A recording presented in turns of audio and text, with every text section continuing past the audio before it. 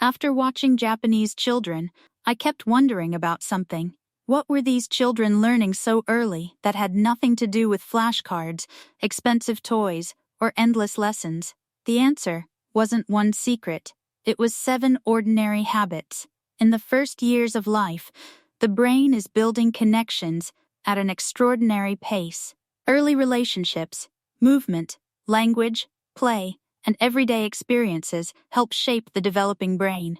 Japan doesn't have a magic formula for smarter babies, but some Japanese family and preschool practices line up well with what developmental science says young brains need. 7 habits. Starting with the one a baby feels first. 1. Skinship.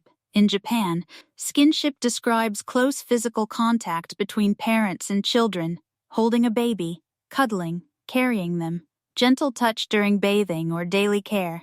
It looks ordinary, but for a baby, touch is information. Before a child can reliably calm themselves, they often depend on a caregiver to help regulate distress. Responsive caregiving gives the nervous system repeated experiences of safety and recovery, supporting attachment and self-regulation. The baby cries, you come closer. The baby reaches, you respond. Over thousands of tiny exchanges, the brain learns, when I am overwhelmed, someone helps me return to calm.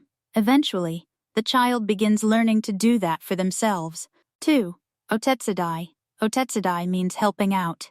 In many Japanese homes and preschools, children are given small responsibilities surprisingly early: folding towels, putting away toys, carrying something light, setting part of the table, cleaning up after themselves. Not because the child needs to become useful, because doing the task is the learning. Imagine a 4-year-old dropping a pile of towels. The faster response is, I'll do it. The more developmental response can sometimes be, try again. The child has to remember what comes next, notice the mistake, and try another approach. Those are pieces of executive function, working memory, flexible thinking, planning, and self-control. The lesson isn't only cleanliness, it's agency. You are part of this place, and your actions matter here. 3. Kodomo wa kaze noko. Literally, the phrase describes children as children of the wind. It reflects an old Japanese idea of letting children experience the outdoors instead of treating every cold day, muddy puddle, or minor discomfort as something to eliminate. Rain, wind, mud, a playground where the child has to figure out how to climb, balance, jump, and recover. Nature gives children changing problems. The ground moves differently. Objects don't come with instructions. That kind of play gives the brain opportunities to process movement, sensation, uncertainty, and decision-making. This isn't about exposing children to danger. It's about allowing manageable challenge. The goal isn't a fearless child. It's a child who learns, I can figure things out. 4. Japanese sound words. Now listen to a Japanese parent talking to a baby, and you may hear something unusual. Doki doki, pika pika, fuwa fuwa. Japanese has a rich system of sound symbolic and mimetic expressions. Some describe sounds, others describe textures, movement, sensations, or emotional states. Fuwa fuwa can evoke something soft and fluffy. Doki doki can describe a pounding heartbeat. These words make language feel physical. The word can arrive with a movement, texture, sound, and emotion. The broader principle is powerful. Language grows through rich, responsive interaction. And Japanese parents don't necessarily use these words as a brain training technique. They're simply speaking naturally. Maybe that's the point. The best developmental practices are often the ones that don't feel like exercises. 5. Free play. A 4-year-old is playing restaurant with 3 other children. One is the chef, one is the customer. Someone changes the rules, someone refuses to share. Now they have a problem. There is no worksheet or correct answer. They have to negotiate. Remember the story. Change the plan.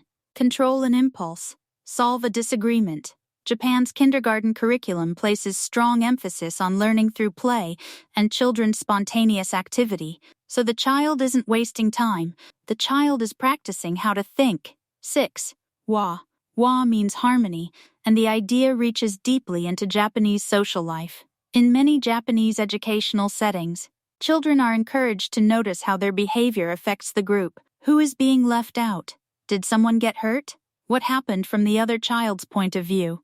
Instead of only asking, "What do you want?" the child also learns, "What is happening to everyone else?" Perspective taking and cooperation are skills built through repeated social experiences. Emotional regulation helps a child manage themselves. Empathy helps them understand someone else. The smart child isn't necessarily the one who knows the most facts. Sometimes it's the one who can stay calm enough to understand another person. 7. Letting frustration finish its lesson. This may be the hardest habit for a modern parent. Your child can't open the container. You could do it. Your child is struggling with their shoes. You could fix them. Your child wants something immediately. You could give it to them. Sometimes you should help, but sometimes the most useful response is to stay nearby without taking over. Frustration creates a small problem the brain has to solve. Wait. Try again. Adjust. Ask for help. Try once more. That's practice for self-control. Self-control isn't built by talking about patience, it's built through moments that require it. Letting a child experience manageable frustration is not the same as ignoring distress. Healthy development needs challenge inside a safe, responsive relationship. And suddenly, all 7 habits connect. A baby being held, a child folding a towel, kids running through the rain, a toddler describing a soft blanket with a playful sound, 4 children arguing over who gets to be the chef, a child noticing someone sitting alone, a frustrated little hand trying one more time. None of these moments looks extraordinary. Maybe that's the secret. A child's brain isn't built during one perfect lesson. It's built through thousands of ordinary moments, repeated until they become patterns. Japanese parenting doesn't offer a magic recipe for genius. It offers a different question. Instead of asking, "How can I make my child learn more?" maybe ask, "What kind of experiences is my child having every day?" Those experiences are teaching the brain something long before the child can explain what they learned. Which of these 7 habits did you have growing up, and which one would you want your child to experience more? Tell me in the comments. I read every single one.